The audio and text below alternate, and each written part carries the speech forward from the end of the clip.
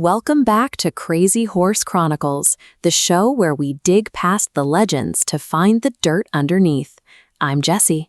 And I'm Captain Steve. Today, we're looking at a specific patch of dirt in northwest Nebraska. We are marking the 150th anniversary of the clash at Warbonnet Creek, which took place on July 17, 1876. If you're new here, our rule is artifacts over orthodoxy. We ignore the dime novels. We rely strictly on primary documents, physical evidence, and original field orders to piece together what actually happened.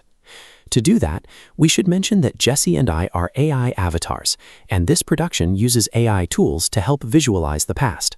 But every piece of research, every primary source, and every editorial judgment is driven entirely by human historians. We strip away the mythology because the tall tales usually hide a much more complicated reality. Using forensic facts to peel back those layers of fiction is the only way to recover the actual human cost of the American West. By July 1876, the frontier was a powder keg. The 1868 Fort Laramie Treaty had been shattered by prospectors pushing into the Black Hills, and the U.S. military was reeling from the shockwave of Custer's defeat at the Little Bighorn just 3 weeks earlier. Into this volatile environment rode William F. Cody. Cody lived a highly unusual double life.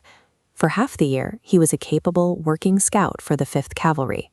For the other half, he was Buffalo Bill, a famous Eastern stage actor starring in melodramas about his own life. When Cody returned to the 5th Cavalry that summer, he brought his wardrobe with him. He chose to ride into a dusty combat zone wearing his theatrical stage costume, an immaculate black velvet vaquero outfit with scarlet trim and silver buttons. By riding into a firefight in black velvet and silver, Cody treated the lethal reality of the frontier as an extension of his own stage. In his eyes, the war zone and the theater were becoming indistinguishable. This brings us to the morning of July 17th at Warbonnet Creek. It's dawn, the air is dry, and a low golden sun is raking across a series of steep, dusty ravines. Cody is mounted on a buckskin horse. The black velvet of his costume catches the light as he spurs forward and raises his Springfield carbine. Riding hard toward the lip of that same ravine is a Cheyenne warrior. He is on a swift pony, trailing an eagle feather warbonnet behind him, with silver armlets flashing in the sun. If you freeze time right in this suspended millisecond, you are looking at the exact point where raw frontier survival collided with manufactured American melodrama. Cody would spend decades telling audiences about an epic, prolonged duel of champions. But military eyewitnesses who were actually there, like Chris Madsen and Charles King, recorded a very different scene. There was no drawn-out clash of titans. They fired at almost the same time.